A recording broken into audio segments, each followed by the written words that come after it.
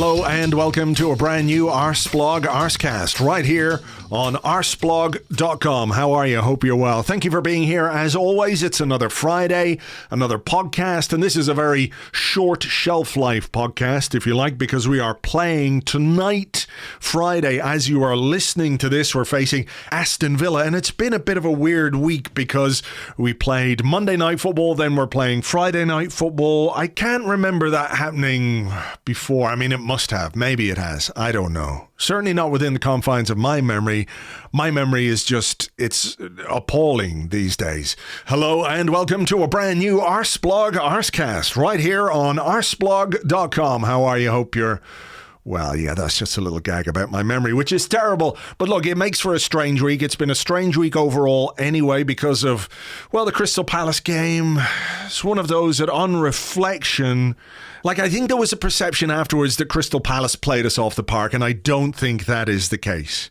I don't think it is. The two goals that they scored came after we made mistakes. Now, to be fair, I think you have to give Palace some credit for just putting a little bit of pressure on, some pressing, some organisation high up the pitch, forced the mistake on Thomas Partey. There was a tackle, a bit of pressure on Albert Sambi Lokonga, who gave the ball away for the second goal. But I mean, it's not terribly sophisticated stuff I wish we would do a bit more, to be fair. But from there, our defending wasn't great, and it wasn't as if Palace were opening us up, having shot after shot after shot. So, you know, when I think about our own performance, the problem is, A, that we looked toothless is not quite the right word, but nowhere near potent enough from an attacking perspective, and that's just way too familiar.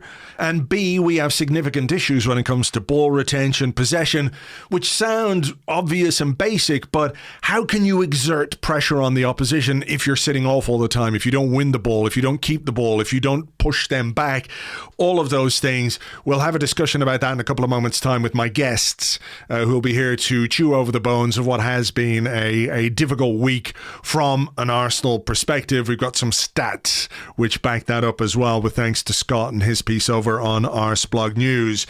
Before we get on with the show, though, I will remind you that after the discussion, we will give the winner of our competition from last week.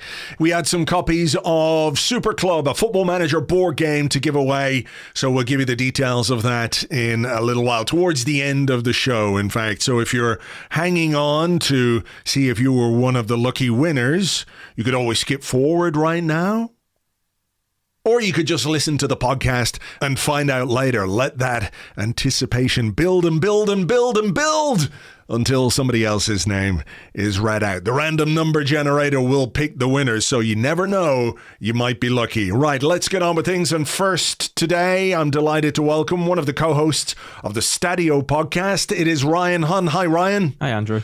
And we've got Andrew Allen as well. Hello, Andrew. Hey there. Now, I want to start with you, Andrew, if that's okay, because just sort of touching on the game that I think has influenced the week that we've all experienced as Arsenal fans, the 2-2 draw with Crystal Palace. You describe yourself as a natural pessimist in the blog that you did on Wednesday, which I think is a little harsh on yourself, but I do know where you're coming from. And you're sort of talking about the kind of football that we're playing. You said, I don't think my eyes are lying to me. You think the team is struggling to improve and currently worse than the sum of its parts. And you say, as much as we all enjoyed the win over Spurs, performance-wise, it looks like a real outlier. Nothing else has come close. We play very drab football. So as you can see, I'm trying to get this discussion off to a positive, upbeat start. Was it something about the Palace game in particular that cemented that for you? Or, you know, is this just the culmination of 21 months of Mikel Arteta in charge, and we're not quite seeing what we hoped we might see? I've been thinking over that paragraph a little bit in the last 48 hours, and I do wonder whether I was a little bit harsh, because I've come to consider, you know, turning up and watching Arsenal under Arteta as a single entity. And I guess right now what we're watching is almost like a third version of Arteta's team, and this one is literally only a few months old because of the, you know, all the new signings.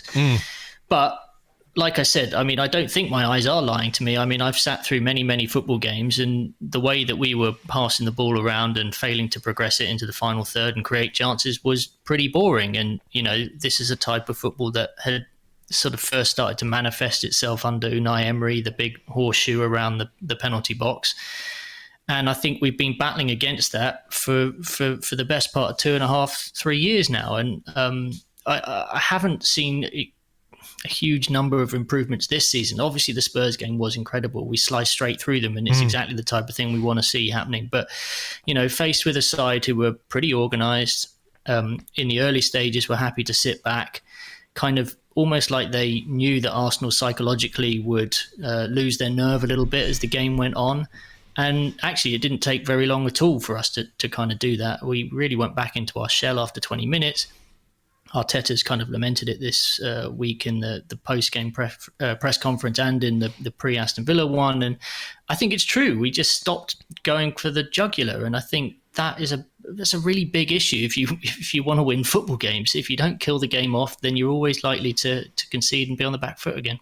Ryan, Mikel Arteta spoke about the handbrake, the famous handbrake that Arsene Wenger invented and everything else.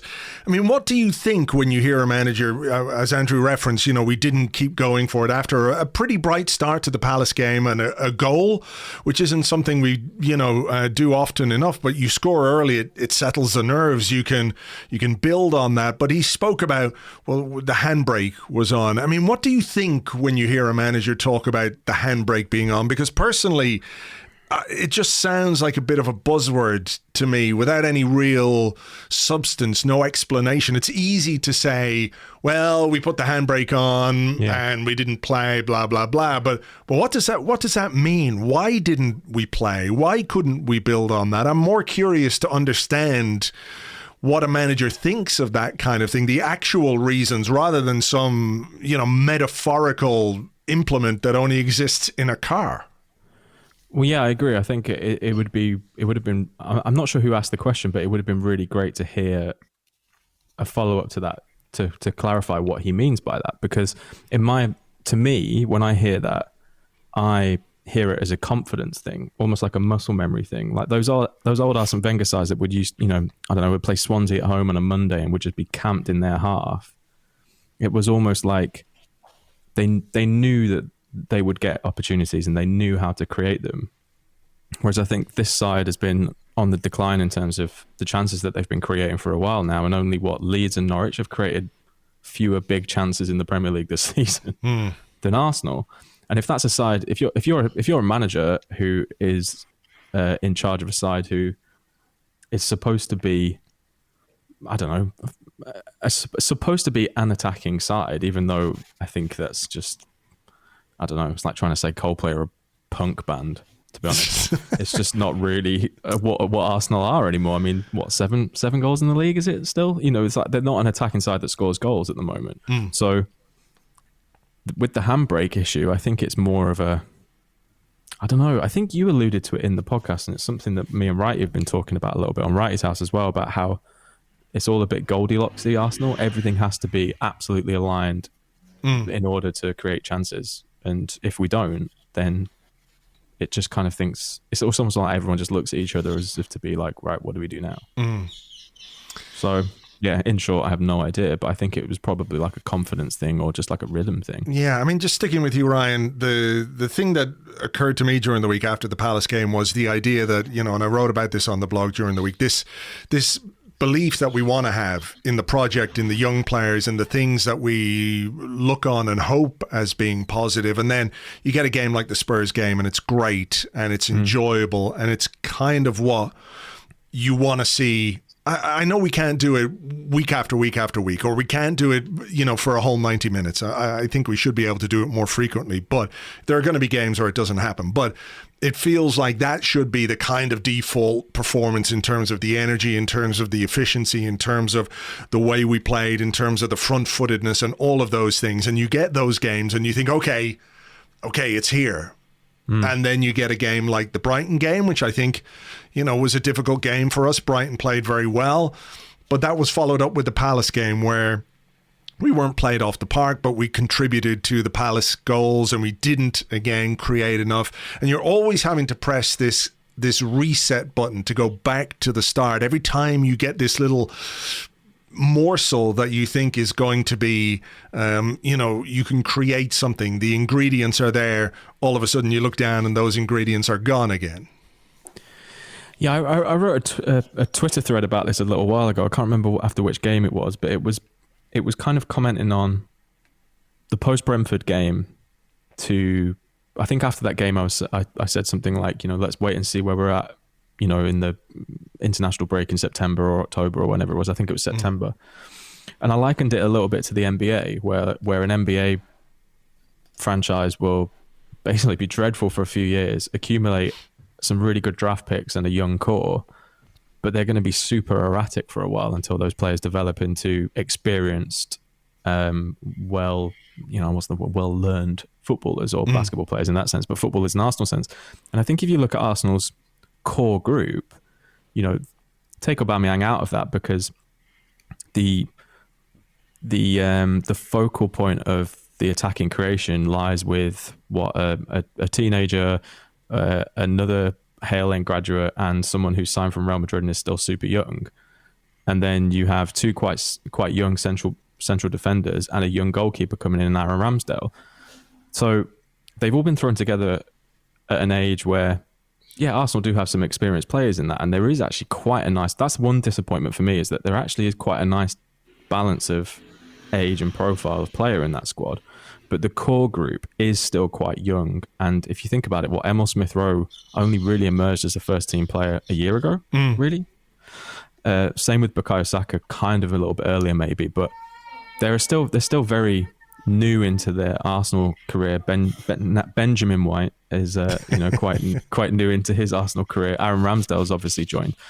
So what I was saying in the thread was that we are going to have moments where it all falls apart and it's going to look really horrible. But hopefully as a fan base, we can readjust our expectations a little bit to kind of give them the odd game like that. If you're getting 4 or 5 in a row, then it's time to super panic. And I mean, unfortunately, I think that the way that Arsenal are at the moment, you can't afford to have that many games in a row. But having the Spurs result and then Brighton, I don't think is a particularly bad one, to be honest. I think they're going to take a lot of points off big teams. And then you have a bit of a disappointment like the Palace result. I think it's, without sounding too kind of wishy-washy, and I know a load of Arsenal fans will be pulling their hair out of this, but I think it's just something that we're going to have to bear with, which there's a question there to be raised countering my own point of whether you should be having to bear with results like that or a process like that this deep into a managerial tenure. But I don't know. I mean, Andrew, what do you make of that? I mean, I think there is some logic in that. When you've got young players, you bring them together. It can be, what's the word I'm looking for? Inconsistent. But there is sort of consistency in our inconsistency, if that makes sense, that I don't feel, I could be wrong, but I don't feel like the issues we have are simply because the young players are going through these growing pains, these learning stages of their careers. If anything, it's been the young players who have provided the bright sparks, if you like, and it's maybe some of the more senior players who haven't got there. So if you want to take that point of view that, look, it is going to take time for a team to grow together when you put a bunch of 20, 21, 22, 23-year-olds together and you've got a smattering of experience here and there is going to be teething problems and all those kind of things. But this isn't simply like the third or fourth game of this. This is a running theme, I think. Yeah, absolutely. I mean, the thing is, I look at the team sheet and I think not a bad team. Lots of good players there. Like the look of that. Looks well balanced. Got players in positions that I want them to be playing in. And yet, the game starts and for some reason it's just not clicking, is it? I mean, you watch them and you think, why is this team with all these talented players not capable of playing football, really?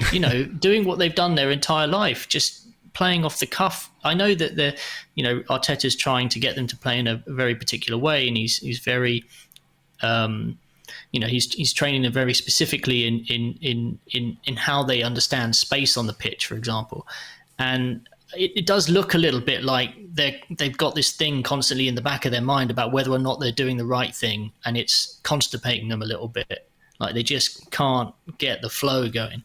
And I think it's obviously, I think the supporters, we understand, as Ryan said, that it's a young team. They're going to make mistakes. The frustration, I guess, is that historically we're so much better than some of these teams that we're coming up against, and we used to dominate them without even thinking about it. Sometimes we didn't always win, but you always expected Arsenal to play the better football, to have more of the ball, to create better chances. The mistakes that were made at the back are undoing for years.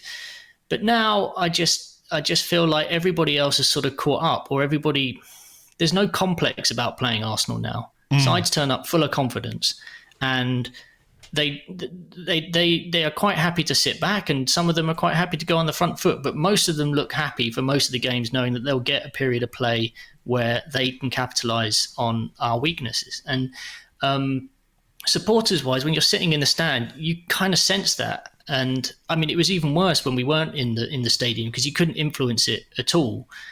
There was no means of sort of giving the kick up the arse of a big scream, or the crowd moaning and all the rest of it.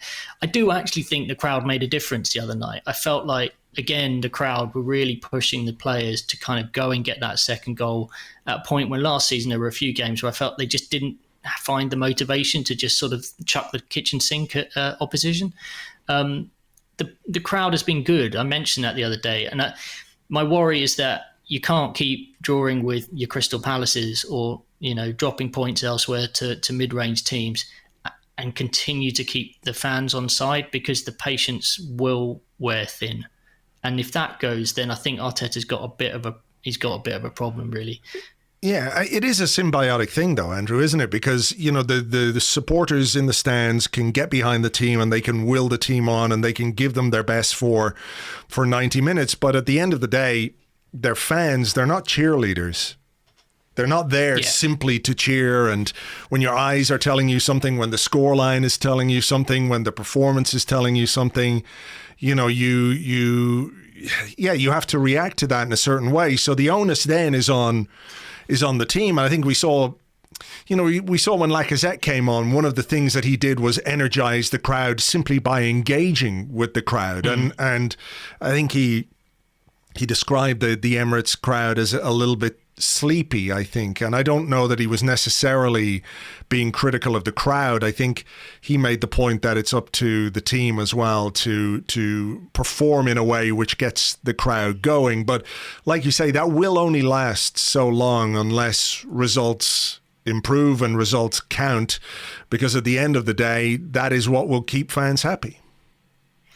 Yeah. And I think most of us, when the season started and we looked at the first three games, we then started looking at what came afterwards and how things would shape up before Christmas. Because we thought by Christmas, you've got a pretty clear idea of how this team is doing. And, I predicted, or I said, this team should be competing for sixth. I think anything higher than that would be an absolute bonus. I think we're playing like a side that drops too many points and is more like a 12th, which is kind of where we are. And we'll probably be around about 8th again. And I mean, is 8th improvement under Arteta? It's not improvement at all. And I think that's kind of where we're going. There might well be someone else out there who fancies their chances of getting more out of this team quicker. I can't, I know it's a different set of circumstances, but the turnaround that Chelsea performed last season, as soon as Lampard went out the door and Tuchel came in, I've never seen anything like it, I don't think. I mean, they were completely all over the shop. And sometimes the messages, as much as you might think you're telling players the right thing, just aren't getting through. And I don't know. I'm willing to give Arteta the benefit of the doubt for a little bit longer. But I do think if by Christmas we're not in touch with the top six, then he's got problems. Yeah, I think so. I mean, look, we should point out we are 11th or 12th at the moment, but we're only 3 points off the team that is in 6th. It's still early enough in the season that... You're saying it's still on, Andrew? It's still on. Yeah, the top 6 is still on. That's as far as I'm going with this, But look, it is early enough in the season where 1 or 2 wins can really change the complexion of the table. When you're in 12th on at the end of December after a run of games, then it becomes much more difficult to turn things around, as we saw last season, where the second half of the season was actually pretty good, but because of what happened in the first half of the season, it was just impossible to make up the ground on the teams that were ahead of us. Ryan, the style of football under Mikel Arteta, I think, is coming increasingly under the microscope, and the way that we play, and what he says he wants from his team, and what we expect from an Arsenal team, we're not quite seeing in terms of the performances. Towards the end of the Unai Emery era, there was an issue with, well, what are we trying to do? What kind of football are we trying to play? What is our style? What is our identity? I think we're in a similar kind of situation now with Mikel Arteta, that it's very difficult to understand what exactly it is that he's trying to do. When it comes off as it did in the Spurs game, maybe you can see what's happening. But there was a stat that Scott pulled out from the Palace game on Monday night, which he did for Arseblog News in the By the Numbers piece. And he said in a 30-minute period, Arsenal had just 9 possession sequences where they were able to string together 3 or more passes, and just 3 where they were able to string together 5 or more passes. And to me, this is remarkable. For a club like Arsenal. This is a manager who grew up at Barcelona. This is a manager who played under Arsene Wenger as like the linchpin of his possession team in that defensive midfield role, that sort of deeper role when he came from Everton and dropped back. And he was the metronomic guy in midfield who was like ping, ping, ping, keeping it together and keeping the team moving. He played under or worked with Pep Guardiola, who uses possession and control of the ball as a kind of death by 1,000 cuts approach to football, where, he just wears down the opposition. It's relentless. I mean, I don't always enjoy it, but when you've got good players who can make these final moves and passes into the final third, which create goals and chances, you can see the logic of it. To me, it's actually quite staggering that this Mikel Arteta team seems to be as uncomfortable with the ball as it is, because I think the technical level of the players is there. I don't think it's a question of the technical level of the players. So I don't really understand why we find this aspect of the game so difficult. Yeah, I was gonna say that I think the morning after the Palace game was the anniversary of that goal against Norwich. Oh. So Twitter posted it, and everyone was just like, "Why now? Why did you?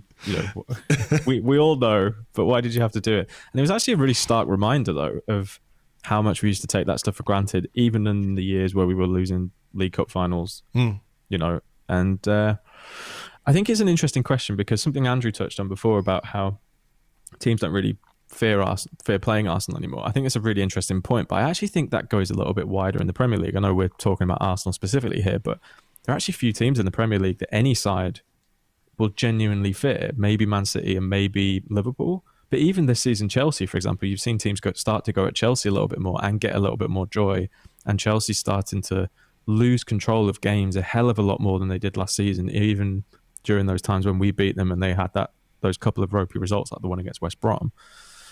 So I think that the problem that Arsenal have is that they've dropped to this kind of nondescript style out of the top 4 specifically, but then out of the European places altogether at a time when it has never been more difficult to get back into it, because the quality of coaching in the Premier League goes way deeper than it was back in the days of just Arsenal or Manchester United going for the title. The quality of players in the Premier League goes way deeper down the league. And now you don't just have the top 5 or 4 or 3 who have identifiable or like philosophies or playing styles. It goes down to even Norwich, and they're rooted at the bottom of the Premier League, but they have a philosophy. They have a way they want to play. Obviously, it's not really working that much, but still, use Brentford as a prime example. Thomas Frank, I really don't think that Arsenal result on the opening day of the season is going to age that badly this season, because you've seen them put it to Chelsea, put it to Liverpool. They are going to take points off people because they have a very clear-cut way of playing. So it's a weird thing without again sounding too kind of flip floppy here, but like it's at once in one sense it kind of like completely explains how tricky it can be to pick up points against teams that historically were a walkover. But at the same time, you're kind of like, well, hang on a minute. How are Brentford coming into the league and completely operating more than the sum of their parts instantly in their first season in the Premier League? And yet Arsenal, who have probably, if you're going to go through the squad, they've got a far stronger squad and a far more technically gifted squad. But yet they kind of still look like they don't really know exactly what they're going to do. It's really quite strange. And the stats you were talking about with Scott, this is what makes me think that actually, I think you and James were talking about it on the Arsecast Extra about it wouldn't surprise you if it came out that Arteta was actually like Guardiola's defensive coach. Yeah, that was James. Yeah, James said that. Yeah, and it's not a wild thing because, I mean, the players that you have there, like Martin Odegaard at Sociedad was unbelievable, absolutely unbelievable, and like I think pretty much the best midfielder in La Liga that season, and so creative, and he played so well, and I thought he was pretty good as a loan signing for us last season. You see with the players that we have there, the fact that we can't string passages of play together, and when we have done, they've gone viral. That's how rare it's happened now, because whenever it does happen, like in the goal against Chelsea in the FA Cup final, they go viral for weeks. And that used to be the norm. So I don't really know how it's fixed, to be honest. I don't really know whether it's a training ground issue or whether it's just I think sometimes because I've never seen actually Arteta on the training ground, right? So I don't know if he is a kind of like drill. This is exactly what we do. No, that's the wrong option. You should have done this. Or whether it was the old school Guardiola way where when he was at Barcelona, it was like, this is how you get from the goalkeeper to the final third, and then it's on you. Which, and what I've seen from Arsenal, it makes me think that isn't the case, because there isn't a lot of there's not a lot of riffing anymore in that final third. No, I don't think there's not a lot of improv. That's for sure. No. I mean, I think I did read, and I'm sure someone will back this up, but Arteta did work with players like Leroy Sané and Raheem Sterling to help improve them, and I think they were on the record about that. So I don't think he was purely doing defensive coaching, but I do know what you mean about that. I mean, it is one of those things, Ryan, where the problems that we have in terms of attacking potency, scoring goals, creating chances, seems to me to be very tied into this deficit we have when it comes to controlling the football and keeping the football and putting pressure on the opposition and dominating possession for a little bit, dominating territory for a little bit. I mean, we talk about the horseshoe, and I don't think it's simply an invention of Unai Emery or Unai Emery's football or Mikel Arteta's football. I can remember countless games when under Arsene Wenger, an opposition team would come and they would sit deep, and really your only option if they're doing that is to just pass the ball across the pitch and try and move them and try and create enough space for an incisive pass or a cross or an overlap or something like that. But we don't seem to do that, and it feels to me like, how can you create chances when you can't keep the football? I have no idea. There you go. Nice short answer. I don't know. Unless you play route one. Unless you're like, do you know what? We'll get Simeone in, and we'll just let everyone have it. We'll kick the shit out of them when they do have it, and then we'll just we'll create. 3xG on 26 possession, and it'll be amazing because everyone will hate us, but we'll get to the Champions League final in 4 years and probably lose on penalties or something. But do you know what I mean? I think it's the profile of player that Arsenal have. I would say that it doesn't suit that style, but actually if you look at the profile of player that Atleti have, a lot of them don't really suit that style either. They've got a lot of attacking talent. So, but everyone knows their job. They know what they have to do. And I just don't really know. I mean, the thing is, it's like you said before, there have been times where we've seen Arsenal just explode, like the opening half against Spurs. It's going back a little while now, but like the FA Cup run where Arsenal won it, identifiable patterns of play. I think the problem was that as soon as people shut them down, Arsenal couldn't really figure out how to play those. Yeah. So yeah, my honest answer is I'm not entirely sure. I think the game is slightly different from the early 2000 or 2010s. I'm not sure if you can just rely on take the ball, pass the ball. But yeah, I think that we've got the players to do it. So, Andrew, any thoughts on that in terms of, I mean, it's the most non-Arsenal thing I can think of, because whatever else you used to be able to say about Arsenal, we could pass the football, maybe to a fault at times. So it seems like quite stark when we're in this sort of position. Yeah. It is, and I think there's a reason why we're all sitting here slightly baffled, sort of scratching our heads trying to figure it out, right? I mean, we don't know what's going on. I'm pretty sure that Mikel Arteta spends 6 days a week on the training ground telling them this is how we're going to solve these problems, and then the players go on the pitch and somehow it doesn't quite work. And just going back to something we talked about right at the beginning about the description of the handbrake being on, I just, prior to coming on here, I listened to the quotes from the embargoed section of the press conference that took place on Thursday, so they'll be out by the time this podcast comes out. And he did, in fairness, someone said, "Oh, what do you think about it? Are the players getting anxious?" And he said, "Well, look, the handbrake is one way of describing it. You can describe it in many other ways. Sometimes it's the level of execution. Sometimes it's because the opponent changes his way of pressing." And it suggests to me that Arteta is concerned about the inability of his players not to be able to read the changing momentum of a game and adapt what they're doing. Instead, they just keep doing exactly the same thing. And I do think we're a bit one-dimensional. I don't think teams come to Arsenal and worry about Arsenal playing in 2 or 3 different ways. There's this one way that Arteta's trying to get us to play at the moment, and it either works or it doesn't work. And on the days when it doesn't work, opponents can just take us apart. I'm not saying it's as easy as a lack of a plan B, but we definitely do not have anybody in the attacking lineup who you're going to throw a cross into the box at who's going to score a header, I don't think. You might occasionally get an Aubameyang header or a Lacazette header potentially, but we don't have it's not something I think as a football club you're going to turn up at Arsenal and worry about too much when you see Aubameyang's name on the team sheet and 3 diminutive playmakers behind him and Pepe on the pitch, right? It's making it slightly easier for the opposition, knowing that they only have to really worry about certain types of play.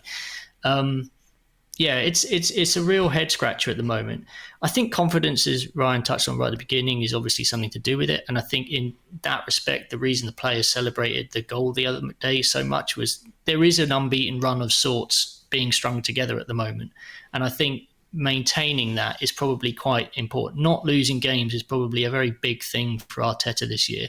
Trying to train the players into, fine, let's not, if we just don't lose the 5 extra games that we lost last year because we made stupid harebrained mistakes at important parts of the match, then maybe we can make up some of these points. And I definitely sense they really, really wanted that draw the other night. Speaking of pressing, Andrew, I don't know if you saw this, but there was a graphic doing the rounds of all the teams in the Premier League. One of these charts where it demonstrates a team's ability to press. It was a little bit more complicated than that because it was to do with pressing per defensive action or how many, so it's one of these one of those L-shaped charts. Anyway, the crux of it is, even if I don't quite understand all the numbers on it, the 2 best pressing teams are Manchester City and Liverpool, the 2 best teams in the country. The 2 teams right at the bottom were Norwich and Watford, I think, and then right next to them is Arsenal. And if we're talking about our ability on the ball, what we do off the ball is another problem. We've got to work harder. I think we've got to be more aggressive in trying to win the ball back rather than just sitting there and waiting for it to come back to us and then looking to spark our counter-attacks. Is it a surprise to you that that's not something this season in particular that he has really tried to instill into this team? I know it's, you've got to do it. You've got to coordinate it. It can't be just one guy doing it. You obviously can't just run around like lunatics for 90 minutes either. There's got to be some structure to it. But in a week or in a season where we only play once a week, where we don't have a lot of midweek action, where there are or there is time for players to recover more fully physically between games, it does seem strange to me that this isn't something we've focused on a bit more. Yeah, absolutely. I mean, I don't know whether we're supposed to be a pressing side or not. I would say the other day, watching Arteta on the touchline, that when we weren't pressing, he wasn't exactly barracking the players and telling them to go and press. So it was almost as if he's gone, okay, well, this is just who we are and we're playing the football that I asked them to play. It's strange. And it's not the only area of our game where I'm slightly confused. You know, I think a lot of people would say, oh, do Arsenal play out from the back? I don't know anymore, because we seem to go very long with a lot of goal kicks. And I mean, the pressing issue is definitely something you kind of look at and you think, well, it shouldn't be fitness related. I mean, as you say, we're playing far fewer games this year. A lot of other teams are doing at least something more than us. And it seems, I'm completely baffled by it. I don't know whether I necessarily want to see the Arsenal players charging into tackles, all the rest of it, because I think Arteta is obviously very wary of getting it wrong and the players getting turned on the counter-attack, which is basically exactly what happened for the 2 goals, I guess, the other night. But we seem to bounce off a lot of players. I was, sitting there with my dad on Monday night, and we were just we watched a couple of passages of play, and Arsenal players just didn't win tackles. They just kept kind of bouncing off Palace players, and then somehow the ball would fall back to us, and then this is where Scott Stack comes in. We would fail to keep the ball for more than a couple of seconds, and then suddenly Palace would be coming back at us, and it was all just very scrappy and all over the place. And Thomas Partey doesn't dominate the midfield in quite the way you might hope he would. I'm not overly surprised that we look a little bit lightweight when we've got someone like Ødegaard next to him, or Ødegaard and Smith Rowe, as opposed to a Granit Xhaka maybe, or someone else who's a more traditional sort of holding midfielder. It is pretty frustrating, and like everything else, I'm just left with I'm slightly baffled by it at the moment, scratching my head. Ryan, any answers for Andrew when it comes to the pressing side of things? I think what was, when you talk about playing out from the back and pressing, and you already mentioned Brentford on the opening day of the season, they started to press us high, and immediately we stopped playing out from the back, and Bernd Leno was kicking the ball long. Physically, I think we were second best that day because of the coordinated press that we found a little bit difficult to deal with. And this, I know this is a point we've made before, but if you're a team that plays out from the back, don't you want the opposition to press? Don't you want them to come onto you? You play it out from the back and you use all that green grass in front of you to try and play your football. That's exactly how those viral goals that I mentioned against Liverpool and Chelsea came about, where they closed in the right back position, and Arsenal kind of managed to get out, and then it went across to Aubameyang, who put it away. And there was that amazing cut to Klopp during that game. I know we're going back a long way here, but it cut to Klopp on the touchline, and he was just kind of like nodding, like, yeah, fair. Wasn't angry. He was just like, yeah, it's a good goal. I think it's okay. So I'm going to stay from around that period for a little bit, because there was a moment in that semi-final that stuck with me for a long, long time, and it was, I think Rob Holding tried to play a pass, or it might have even been El Neni, and they played the wrong pass basically, and 4 players instantly told him the same thing. Oh, this is what you should have done. And it was just like, holy shit, like Arteta's got them knowing exactly what they want to do.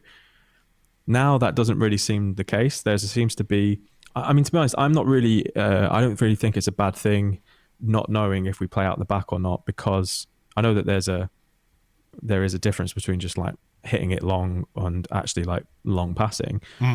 But I think that what happened under Leno, which is why I think you saw his confidence go a little bit, was that it was like play out at all costs. And I think what Ramsdale's quite good at is that he has no problem going long when he needs to go long. And it's something that Edison does and something that Alisson does for Man City and for Liverpool. So, yeah, I mean, again, it goes back to this kind of like, well, that was the last time, I think, off the top of my head, which was 15 months ago, maybe 14 months ago, that I could remember Arsenal looking like that, or being as close to an identifiable it was clear what Arsenal were trying to do. It was absolutely clear, and now I don't. And I think the pressing thing is a strange one, because the players are there to do it. Aubameyang's got a great engine and is really, I think one thing Aubameyang doesn't get a lot of credit for, and I think unfairly, is actually like his intelligence in terms of movement. You've got a young group behind him who have obviously got lots of energy, and even with like someone like Sambi Lokong coming in, who I think I was a little bit surprised he didn't actually start against Palace, if I'm being honest. I think he is really dynamic as well. So you have all the setup there potentially for a pressing side.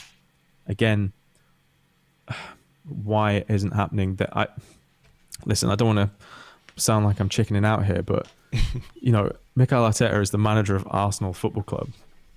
I'm assuming he has more of a plan and knows what's going on than we do, because if he doesn't, then it was like that sign, our expectations were low, but holy fuck. Well, look, as we try and come to terms and try and find some of the answers, I realize that it's not that we've had a negative discussion. I think it's a realistic discussion of what we are and what we're doing and what's happening and all the rest. But Ryan, if I was to press you about something that you feel positive about, when it comes to what's going on and what's happening at the club right now, what would that be?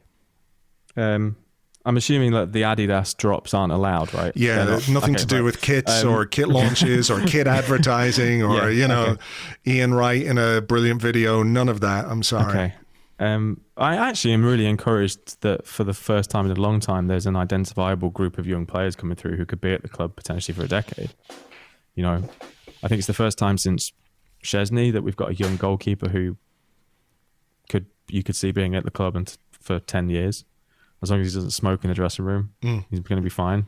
I think Smith Rowe will develop more. I think Saka is obviously, an absolute superstar in the making. I think Erdegaard is a real buy for that price. I think Gabriel and Benjamin White, I think, are a potentially really good long-term centre-back partnership, which is something that it doesn't feel like we've had for a long, long time. Maybe since Mertesacker and Koscielny. Tierney is potentially future captain material for me, and I think Tomiyasu gives a very different dimension at right back. And I'm hoping also that Bellerin has a really fun time at Betis and maybe comes back and stays. That's my personal wish, just because I love Hector Bellerin being an Arsenal player. So actually, if you do break it down, there's loads to love there. Thomas Partey, again, I think is just like, I still can't believe Thomas Partey plays for Arsenal, if I'm being honest. I know that he's not exactly hit the heights so far that he has, or he did do at Atleti, but I still just can't believe that we got a player like that. And I think we'll see that a lot more, hopefully, in the future. So there is loads there, and we still got Aubameyang, who I think it's amazing that he plays for Arsenal Football Club.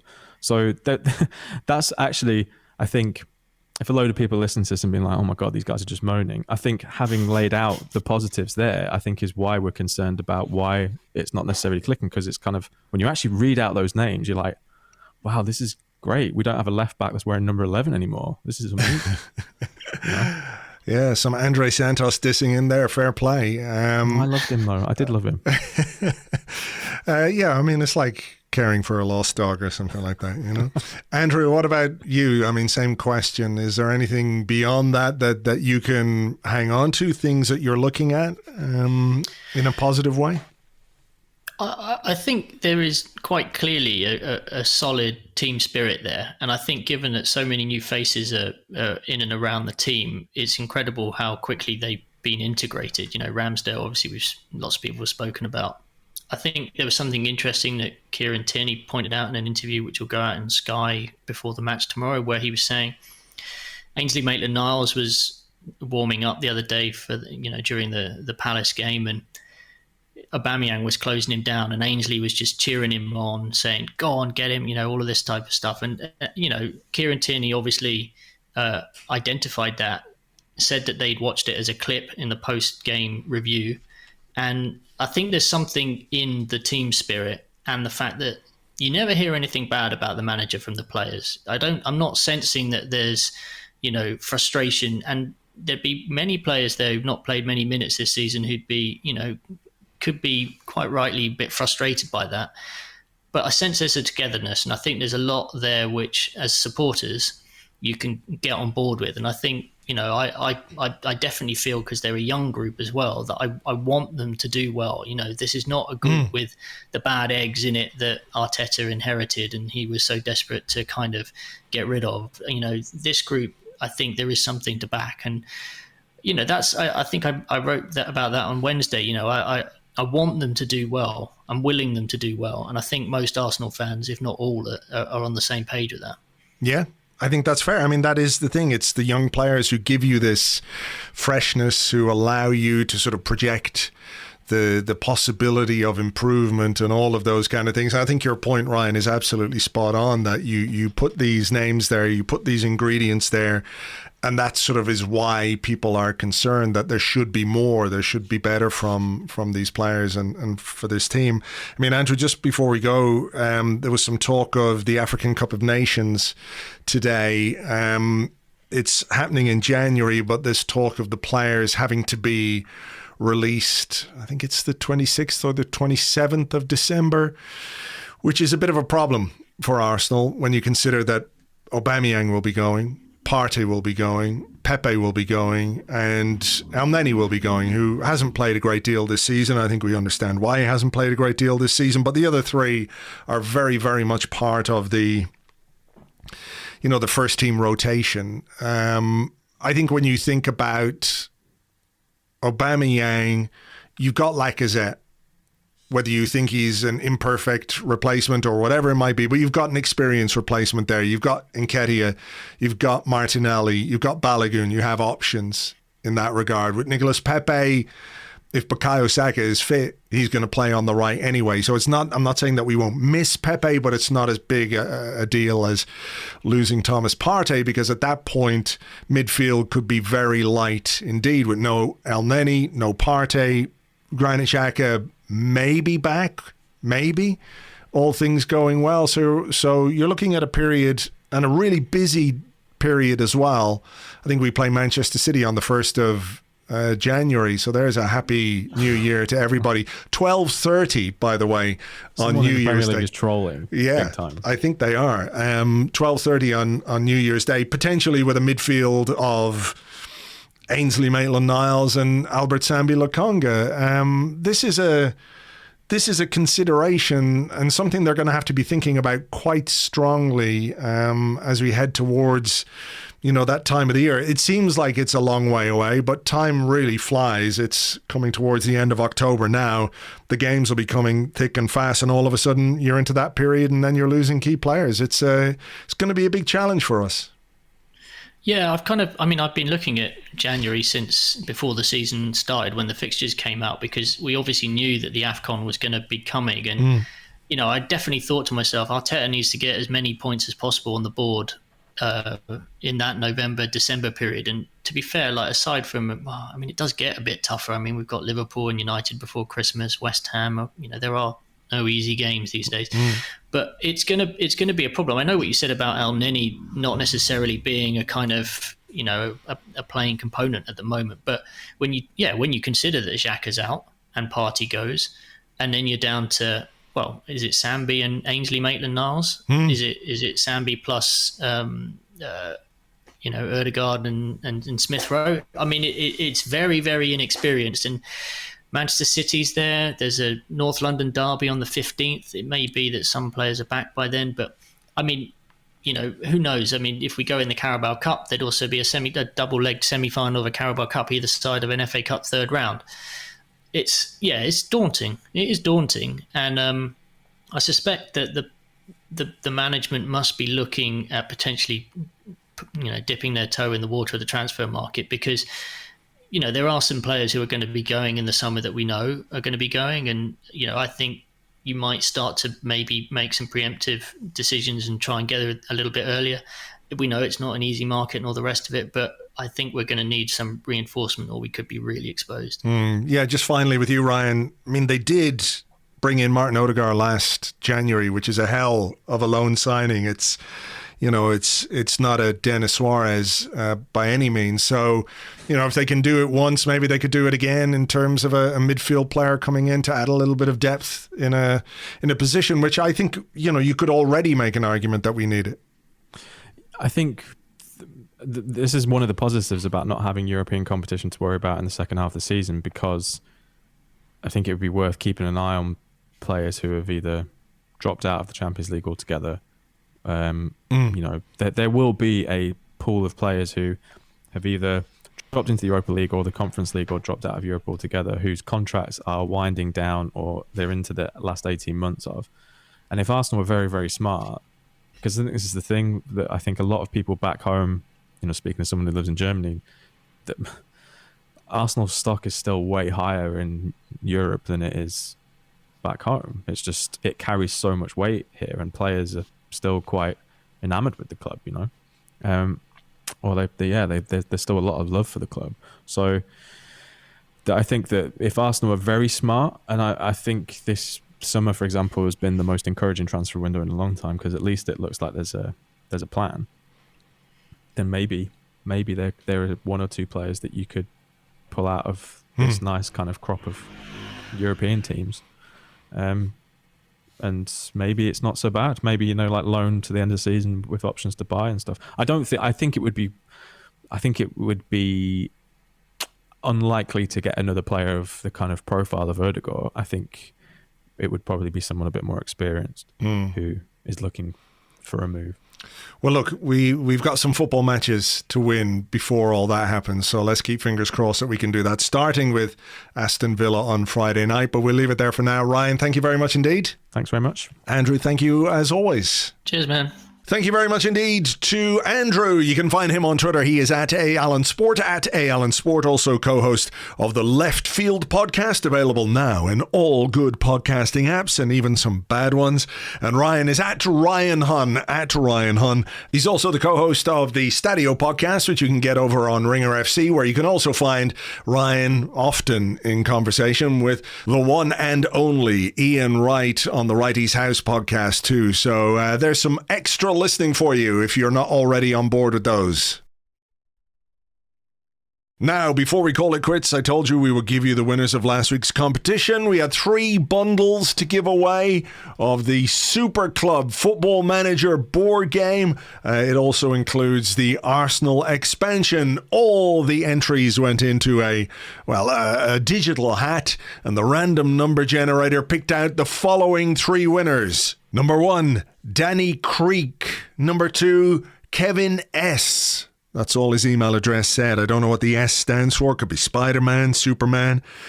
Who knows? One of those superhero guys. And the third one is David Erling or Orling. I apologize if I've mispronounced that, but well done to you 3 guys. You can get more information on the game itself at superclubgame.com. That is superclubgame.com. With Christmas on the horizon, maybe there's a present idea you don't have to think too much about. Right, we're going to leave it there for this particular episode of the Arsecast. For more on the Villa game, there is a preview podcast available for you right now over on Patreon, patreon.com/Arseblog. Myself and Lewis Ambrose shooting the breeze ahead of that particular game. James and I will be here maybe Sunday, not quite sure, because the game is on Friday night. We'll try and bring the Arsecast extra forward, because it seems like a long time between game and podcast if we wait until Monday, but it all depends on schedules. We'll do our best in that regard, but we will, of course, have an Arsecast extra for you. Let's hope that we can do the business against Villa, and everyone will be in a happier mood and a happier place if we can do that. For now, though, thank you for listening. Let's hope we can all enjoy our weekend, because it is very much dependent on what Arsenal do against Villa, and we will catch you on the next one. Until then, cheers, bye-bye.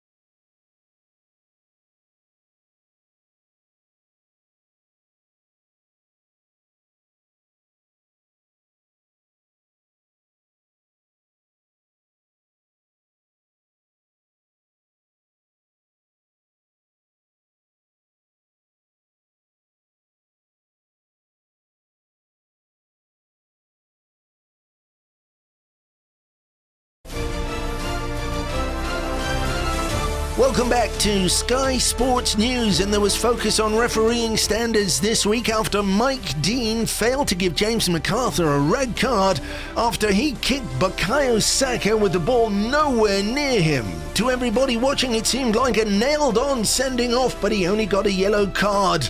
However, the Premier League match officials group have backed Dean and said that there are new rules in place when it comes to Bukayo Saka. The following acts will result in only a yellow card at the discretion of the referee, of course. Those include kicking, loafing, hair pulling, scratching, punching, open hand slaps, biting, wedgies, eye gouging, and light fingering.